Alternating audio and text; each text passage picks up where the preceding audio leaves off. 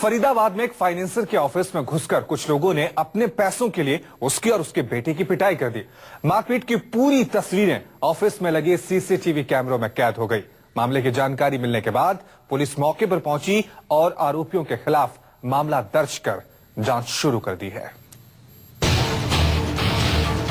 फरीदाबाद के इस ऑफिस में तब हड़कंप मच गया जब अचानक 10 से 20 लोग आ धमके। सीसीटीवी की इन तस्वीरों को देखिए, कैसे ऑफिस में अचानक कुछ लोग घुसते हैं और जो भी सामने आता है उसकी धुनाई करने शुरू कर देते हैं। अंदर बैठे लोग बीच बचाव करने आते हैं, उसकी भी पिटाई हो जाती है। अब जरा ऑफिस के रिसेप्शन के पास की तस्वीर देखिए। बदमाशों की भीड़ में यहाँ एक महिला भी है जो ऑफिस के किसी कर्मचारी से बहस कर रही है। महिला के गुस्से का अंदाजा लगा सकते हैं। कुछ ही देर बाद एक दूसरी महिला वहाँ रखे टेबल को पैरों से मारने लगती है। तभी उस गुट का एक और आदमी वहाँ पहुँचता है और टेबल को उठाकर फेंक देता है और कुर्सी उठाकर ऑफिस के एक आदमी पर चला देता है। जैसे तैसे माहौल को थोड़ा ठंडा किया जाता है, लेकिन बदमाशों और ऑफिस के कर्मचारियों के बीच बहस होती रहती है।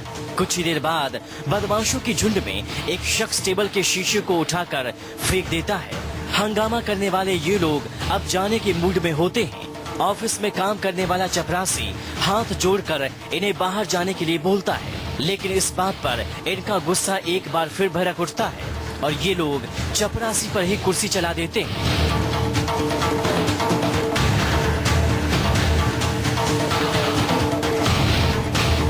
करीब आधे घंटे तक हंगामा करने के बाद ये वहां से बाहर निकलते हैं। ऑफिस में हंगामे की पूरी तस्वीर एक बार फिर देखिए।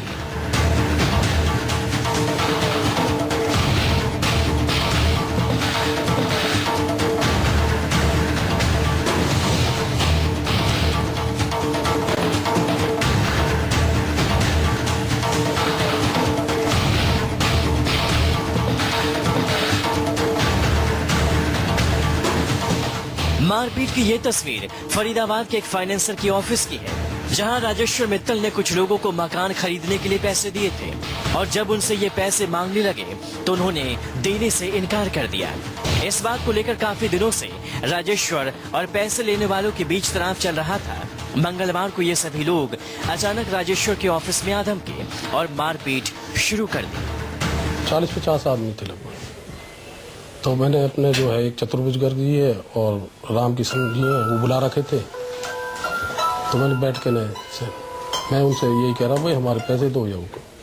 उन्होंने तो बात ज़्यादा सुनी नहीं और वो लड़कों ने मार पिटाई। हम तीनों भाई बैठे थे, दोनों बेटे, मार पिटाई बहुत ज़्यादा करी। लेकिन ऑफिस में घुसकर मारपीट करने वाले लोग इस पूरे मामले की कहानी कुछ अलग ही बयां कर रहे हैं।